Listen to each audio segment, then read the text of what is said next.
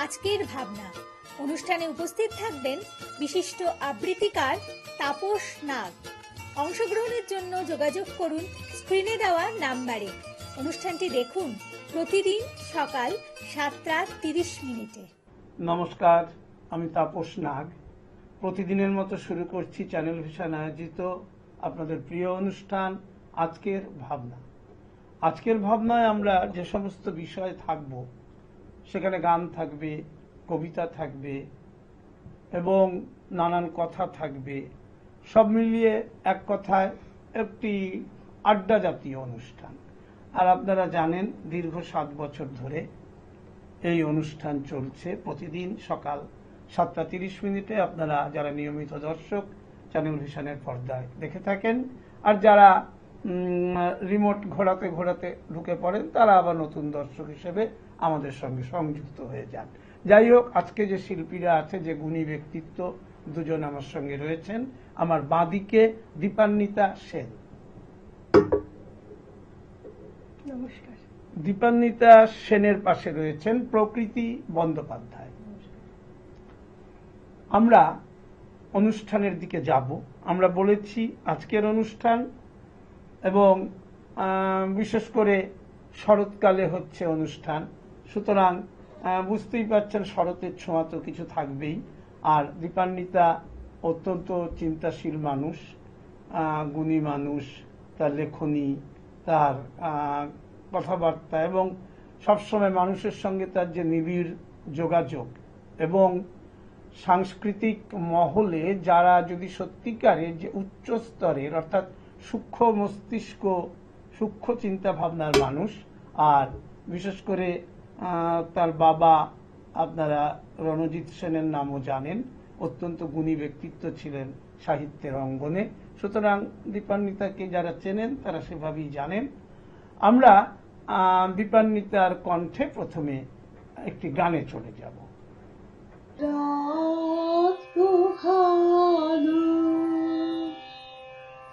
শারদ প্রাতে আমার রাত পোহালো,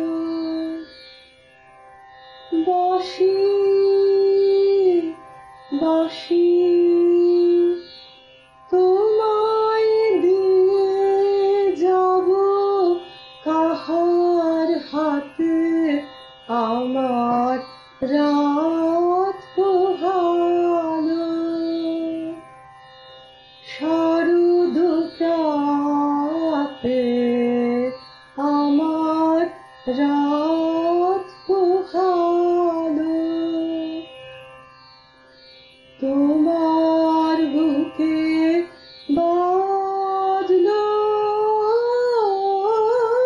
ধ্বনি,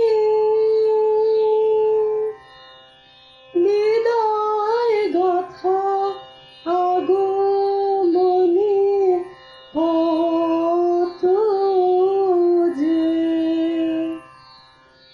ফাল্গুনে শ্রাবণে কত প্রভাতে রাতে আমার রাত পোহালো। শারদ প্রাতে আমার রাত পোহালো, যে কথা রয় প্রাণের ভিতর অগোচরে, গানে গানে নিয়েছিলে চুরি করে অগোচরে, যে কথা রয় প্রাণের ভিতর অগোচরে,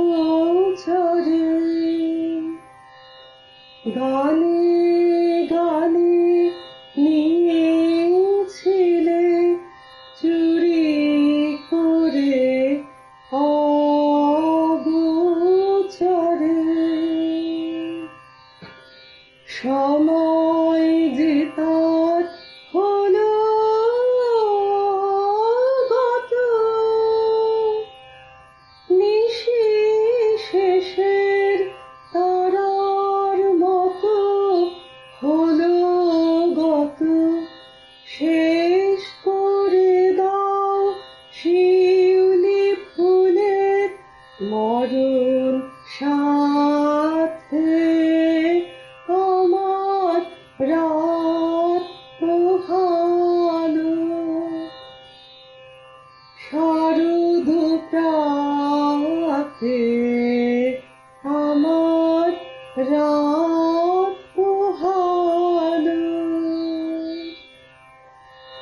বাসি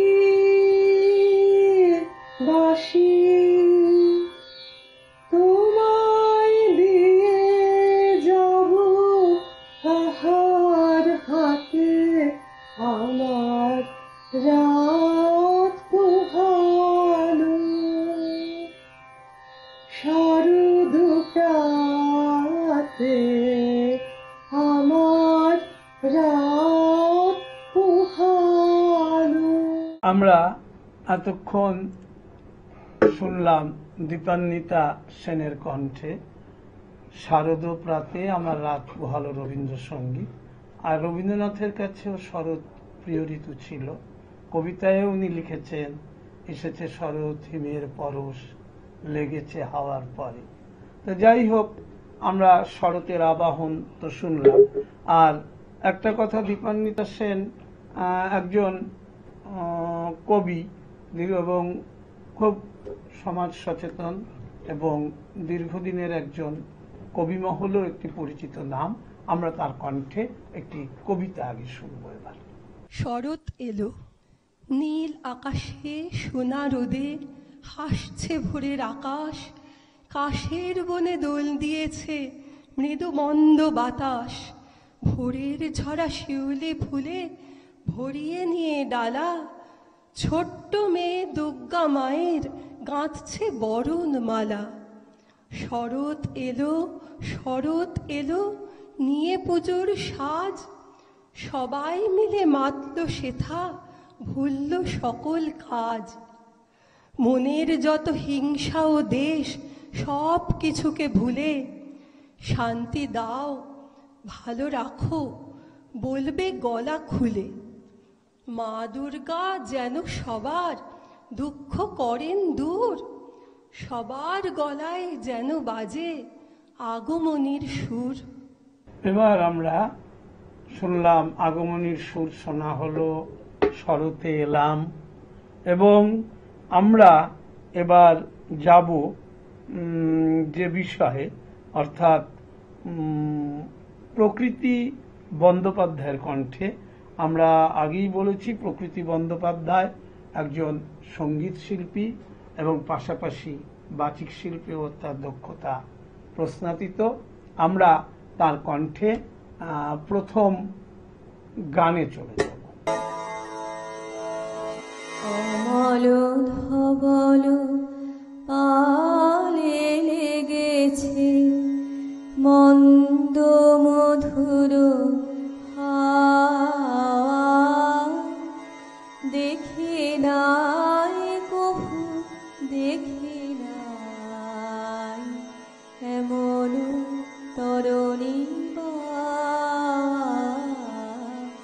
অমল ধবল পালে লেগেছে কোন সাগরের পার হতে আনে কোন সুদূরের ধন, কোন সাগরের পার হতে আনে কোন সুদূরের ধন, ভেসে যেতে চায় মন, ফেলে যেতে চায় এই কিনারায় সব যাওয়া সব পাওয়া, দেখি নাই কভু দেখি নাই এমন তরণী অমল ধবল পালে লেগেছে। পিছনে ঝরেছে ঝড়ো ঝড়ো জল, গুরু গুরু দেওয়ানাকে, মুখে এসে পড়ে অরুণ কিরণ ছিন্ন মেঘের ফাঁকে। ওগো কান্নারে কি গো তুমি, কার হাসি কান্নার ধন,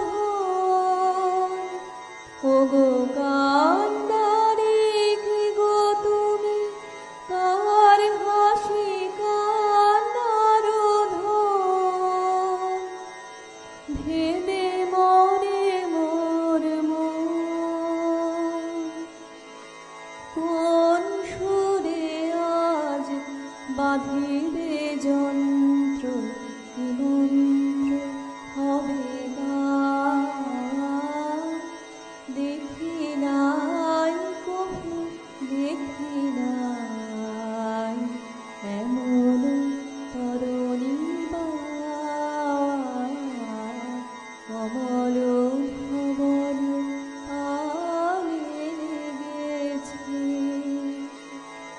বাহ, আমরা প্রকৃতি বন্দ্যোপাধ্যায়ের কণ্ঠে গান শুনলাম। আসলে আমরা অনেক সময় দেখি নামের সঙ্গে একটি মানুষের ব্যক্তিত্বের বা তার পরিচয়ের মধ্যে একটা মিল থাকে, অর্থাৎ নামটা এখানেই সার্থক যে প্রকৃতি, এবং প্রকৃতি পর্যায়ের এই যে রবীন্দ্রসঙ্গীত এবং বর্তমান সময়ে প্রেক্ষাপটে যেভাবে গানটা এলো।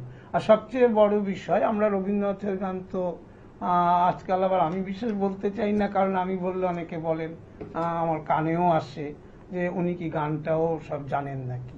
তো আমি গান হয়তো জানি না, কিন্তু বিষয়টা এখানে এরকমই যে রবীন্দ্র গানে যদি বোধ মনন, তার আন্তরিকতা না থাকে, তাহলে সে গান কিন্তু হাজার যন্ত্র দিয়েও আড়াল করা যায় না। আর রবীন্দ্রনাথ নিজে যন্ত্রহীন গান ভালোবাসতেন, কিন্তু সেক্ষেত্রে যন্ত্রহীন, যেটা যন্ত্রণা দেয় না, সেইভাবে গান পরিবেশন অবশ্যই প্রশ্নাতীত দক্ষতার দাবি রাখে। এবং রবীন্দ্র গানে আমরা শুনে থাকি গায়কী বা যা কিছু আছে, কিন্তু সবচেয়ে বোধহয় বিশেষ করে যে বিষয়টা আমাদের বলার, সেটা হচ্ছে যে রবীন্দ্রবোধ। সেইটা কিন্তু না থেকে আমরা যদি শুধু গায়কীকেও সম্বল করি, আমরা কিন্তু মানুষের অন্তরকে স্পর্শ করতে পারবো, এটা বলা যায় না। যাই হোক, এক্ষেত্রে আমাদের খুব ভালো লাগলো। এবার আমি চলে যাব আমাদের কবি এবং সঙ্গীত শিল্পী, তারপরে নানান লেখালেখি, প্রবন্ধ, এক কথায় আমরা যেটা দীপান্বিতাকে জানি, ওর কণ্ঠে আরেকটি কবিতায় চলে যাই। শারদিয়া। আকাশ জুড়ে মেঘের মেলা, গর্জে দেয়া ওই বৃষ্টি ঝড়ে অবিরত, পথ জলে থই থই। শরৎ এলো মেঘের খেয়াল, সোনা রোদ্দুর কই, ছোটরা সব পুজো ভুলে পড়ছে খুলে বই। ঋতুর পরে ঋতু আসে, আবার চলে যায়, ছোটরা আজ আকাশ পানে ভুলেও নাহি চায়। পড়ার চাপে বর্ষা শরৎ খোঁজ রাখে না তারা, পরীক্ষা আর পড়াশুনোয় শুধুই দিশেহারা। পুজোর তো আর নাই যে দেরি, হয়নি কেনাকাটা, ভাবছে তারা কবে দেবে শেষের পরীক্ষাটা। পুজোর কদিন বকবে না মা পড়া পড়া করে, আশাটুকু মনে নিয়ে পড়তে থাকে জোরে। এমনি করেই আসে পুজো উৎসবেরই সাজে, ছোট বড় সবার মনে আনন্দ গান বাজে। সাজা গোজা আলোর মালা, ঢাকের বাদ্যি সাথে, সবাই মিলে মনের সুখে ঠাকুর দেখায় মাতে। দীপান্বিতা তো পেশাগত দিক থেকেও শিক্ষক, কাজে শিশুদের মনস্তত্ত্বটাও এখানে বুঝেই দীপান্বিতার এই লেখা। এবং সেখানে সত্যি কথা বলতে গেলে শিশুরা তো কখনো পড়াশোনায়, মানে বিশেষ করে আগেকার যে পড়াশোনা ছিল, সেখানে তো একটা তখনও পড়ার চাপ ছিল, এবং কখন একটু মুক্তি পেয়ে, অর্থাৎ তারা অন্যভাবে আনন্দ করবে, পুজো এলে একটা আনন্দময় জীবন কাটাবে, এটা ছিল। আর বর্তমান পৃথিবীতে বা যেখানে যাই বলুন না কেন, যে তৎকালীন এই শিক্ষাক্ষেত্রেও তো একটা আমূল পরিবর্তন আস্তে আস্তে এসছে। এবং দেখবেন ওই যে কিডজি স্কুল বা কোথাও, ওই যে আমরা একটা শিক্ষা জগতে একটা কথা প্রায়ই বলে থাকি, প্লে ওয়ে ইন এডুকেশন, অর্থাৎ খেলার ছলে শিক্ষা। আজকাল এই সমস্ত ব্যাপারগুলো অনেকভাবে প্রয়োগ করা হয়। এবং প্রথম প্রথম এমনও দেখা যায় যে শিশুরা আগে গিয়ে আদব কায়দা, তার চলাচল এবং টিফিন খাওয়া, একটু খেলাধুলো করা, অর্থাৎ শিক্ষার যান্ত্রিকতা থেকে আস্তে আস্তে শিক্ষাটাকে আরো মুক্ত করার চেষ্টা হচ্ছে। এই মুক্তাঙ্গন যদি পায়, এবং রবীন্দ্রনাথ যেটা সবার আগে আবিষ্কার করেছিলেন, শান্তিনিকেতনে তিনি যেভাবে তার শিক্ষাক্ষেত্র গঠন করেছিলেন, এটা তো আমাদের ভারতবাসীর কাছে কেন গোটা বিশ্ববাসীর কাছে শিক্ষার একটা বিষয়। তো যাই হোক, সেখানে এই বিষয়গুলো কিন্তু আজকাল অনেক আধুনিকভাবে চিন্তা ভাবনাও করা হচ্ছে। তা আমরা চলে যাব আমাদের আজকে, আমার মনে হয় যে প্রকৃতি বোধে আজকে আমরা গান শুনবো, শুধু গানই শুনবো নাকি? আচ্ছা, তাহলে আমরা পরবর্তী গানে চলে যাই। আজি শঙ্খে শঙ্খে মঙ্গল গাও, জননী এসেছে দ্বারে। আজি শঙ্খে শঙ্খে মঙ্গল গাও, জননী এসেছে দ্বারে। সপ্ত সিন্ধু কল্লোল বেজেছে সপ্ত তারে, ওগো জননী এসেছে দ্বারে। সুর সপ্তক তুলেছে তান, সপ্ত ঋষির গানে। সপ্ত স্বর্গে দুন্দুভি ঘোষে, সপ্ত গ্রহের টানে। অন্তরে আজ সপ্ত সুরের নবজাগরণ সুরে, ওগো জননী এসেছে দ্বারে। সাত রাঙার বিরাম ধনু হাতে, মরণের বান হানে। সপ্ত কোটি সুসন্তান বিজয় মাল্যে। সপ্ত তীর্থ একসাথ হয়ে, হৃদি মন্দির দ্বারে। জন তুলে নাও বুকে তারে, ওগো জননী এসেছে দ্বারে। আজি শঙ্খে শঙ্খে মঙ্গল গাও, জননী এসেছে দ্বারে। শঙ্খে শঙ্খে মঙ্গল গাও। বিশেষ করে শঙ্খ তো মঙ্গলের প্রতীক। আজকে আমরা প্রায় ঘরে ঘরে বাড়িতে সন্ধেবেলায় শঙ্খের আওয়াজ শুনতে পাই, সেখানেও মঙ্গলের একটা বিষয় থাকে। আর রবীন্দ্রনাথ শঙ্খটাকে কোনো কোনো জায়গায় একটু প্রতীকী তাৎপর্য বহন করেছে। যেমন তার কবিতায় আমরা পাই, তোমার শঙ্খ ধুলায় পড়ে কেমন করে সইব, আকাশ আলো গেল মোড়ে একিরে দুর্দৈব। সুতরাং শঙ্খ যেমন মঙ্গলের প্রতীক, আরেক সময় যখন তিনি শঙ্খ কবিতায় শঙ্খ লিখছেন তখন কিন্তু বলছেন তোমার শঙ্খ ধুলায় পড়ে কেমন করে সইব।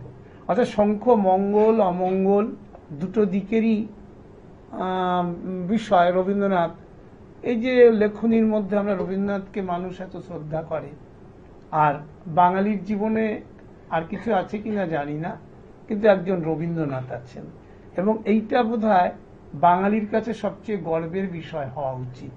আজকে রবীন্দ্রনাথ ছিলেন বলে আমরা পশ্চিমবাংলার যে সংস্কৃতি, যে চিন্তা ভাবনা, যে মানসিকতা যেভাবে মানুষের মধ্যে গড়ে ওঠে, সঠিক রবীন্দ্র চিন্তা, যেটা মানুষকে আরো অনেক উদ্বুদ্ধ করে। কিন্তু দেখা যায় মাঝে মাঝে বেসুরো কথাবার্তাও চলে আসছে, অর্থাৎ সেই নাগিনীরা চারিদিকে ফেলিতেছে বিষাক্ত নিঃশ্বাস, শান্তির ললিত বাণী শোনাইবে ব্যর্থ পরিহাস।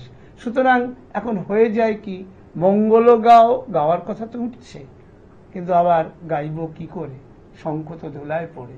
সুতরাং যাই হোক, এখন এই ভালো মন্দ সুখ দুঃখ অন্ধকার আলো এই নিয়ে, তাই নিয়ে মনে হয় এ ধরনের ভালো, তা নিয়ে আমাদের চলতে হবে। মানব দানবের সংজ্ঞা তো আছে। যাক, আমরা কবি দীপান্বিতা সেনের কাছেই যাই। আপনি যে বললেন যেমন শঙ্খ ভালো মন্দ দুই আনছে, মানে যুদ্ধের সময় তো শঙ্খধ্বনি হয়, হয় না?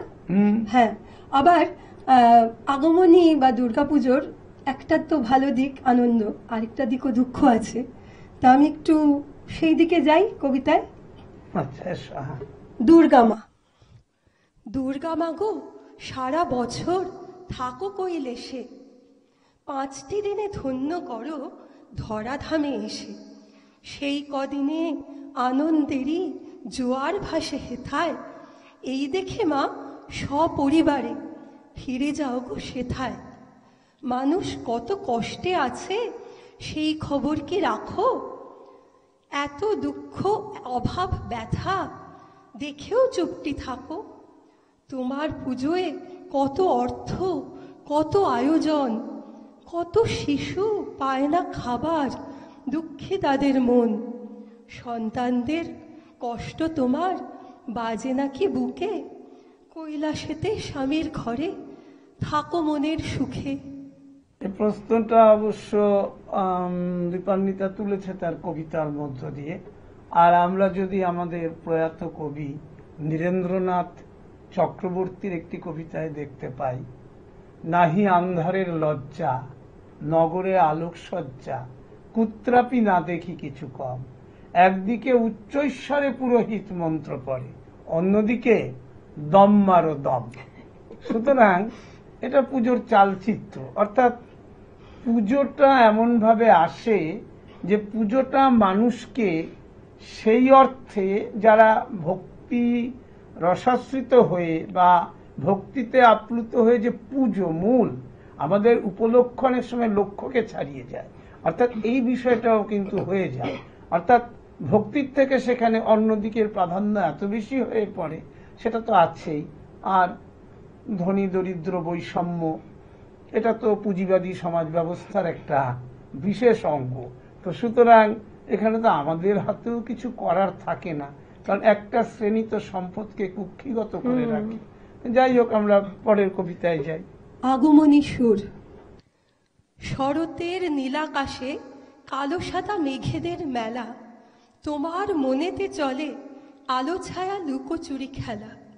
শিউলির সুরভিতে ভরে ওঠে সকলের মন আর প্রাণ।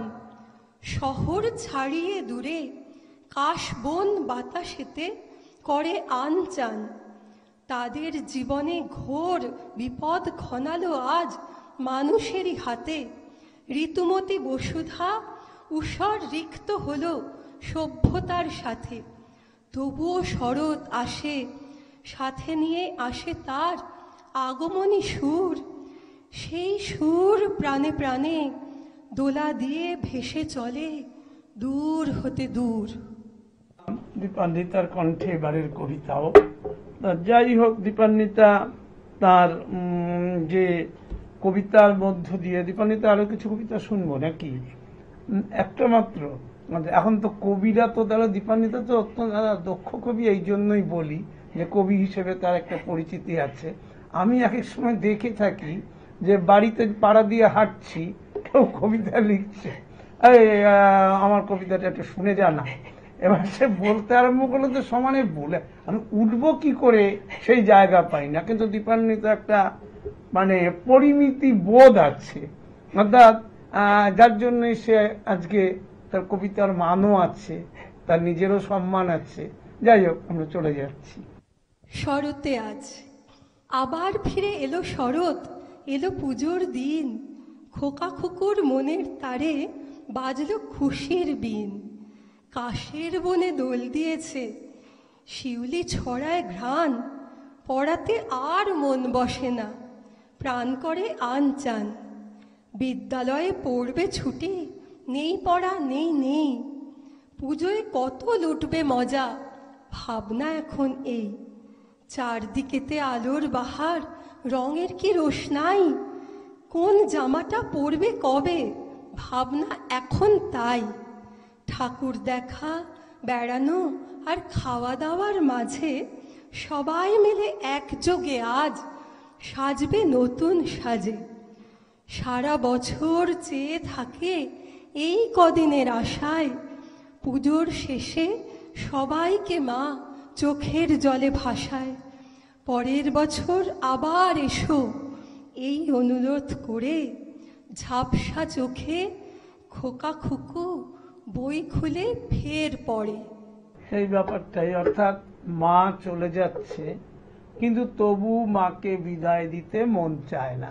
এটা একটা সময় তো মানুষের মনে থাকবে। আমরা মাইকেল মধুসূদন দত্তের কবিতাও পেয়েছিলাম, যেও না রজনী আজি লয়ে তারা দলে, গেলে তুমি দয়াময়ী এ পরানো যাবে, উদিলে উদয় রবি উদয় অচলে, নয়নের মণিমোর নয়ন হারাবে। আচ্ছা, প্রকৃতির কাছে একটু যাই, যে এই যে বাচিক শিল্পে তোমার কি ধরনের চিন্তা ভাবনা, বা ছোট কোনো কবিতা আছে 1-1.5 মিনিটে 2 মিনিটে বলা না, যাবে? আমার কবিতা সেভাবে মুখস্থ নেই, আচ্ছা, কিন্তু বাচিক শিল্প মানে আমি শ্রুতি নাটক লিখি এবং করি দুটোই।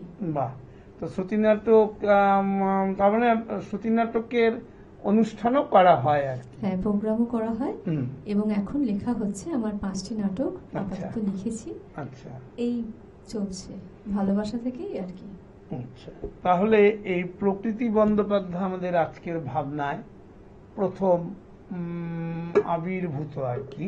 তো যাই হোক, আমরা অবশ্যই তার কণ্ঠে আজকে কোনো শ্রুতি নাটক বা বাচিক শিল্পের দিকে যাইনি। তবে একই সঙ্গে আমি দুই শিল্পীকেই বলবো যে দুজনের মধ্যেই একটা প্রশ্নাতীত দক্ষতা আছে, যে তারা দুজনেই বাচিক শিল্পে বলা যাক বা সঙ্গীতের জগতে বলা যাক বা লেখনির দিকে বলা যাক, প্রত্যেকেরই একটা দক্ষতা আছে। অর্থাৎ সেই যার জন্য দীপান্বিতার সাথে বোধহয় প্রকৃতির এত মেলে, অর্থাৎ সমস্ত জায়গাগুলোয় একটা আসলে মানসিকতার মিল না থাকলে, চিন্তা ভাবনার যদি দৈন্যতা থাকে, তাহলে তো সেই মিলটা আসতে পারে না।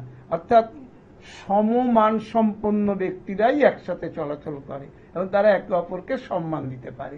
যাই হোক, আমি তাপস নাগ আজকের মতো দীপান্বিতা ও প্রকৃতিকে সঙ্গে নিয়ে আপনাদের কাছ থেকে বিদায় নিলাম।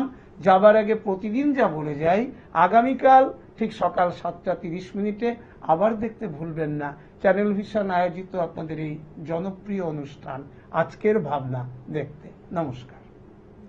চ্যানেল ভিশন আয়োজিত গান, কবিতা, সাহিত্য ও আড্ডার এক অভিনব অনুষ্ঠান আজকের ভাবনা। অনুষ্ঠানে উপস্থিত থাকবেন বিশিষ্ট আবৃত্তিকার তাপস নাগ। অংশগ্রহণের জন্য যোগাযোগ করুন স্ক্রিনে দেওয়া নাম্বারে। অনুষ্ঠানটি দেখুন প্রতিদিন সকাল 7:30। চ্যানেল ভিশন আয়োজিত গান, কবিতা, সাহিত্য ও আড্ডার এক অভিনব অনুষ্ঠান আজকের ভাবনা। অনুষ্ঠানে উপস্থিত থাকবেন বিশিষ্ট আবৃত্তিকার তাপস নাগ। অংশগ্রহণের জন্য যোগাযোগ করুন স্ক্রিনে দেওয়া নাম্বারে। অনুষ্ঠানটি দেখুন প্রতিদিন সকাল 7:30।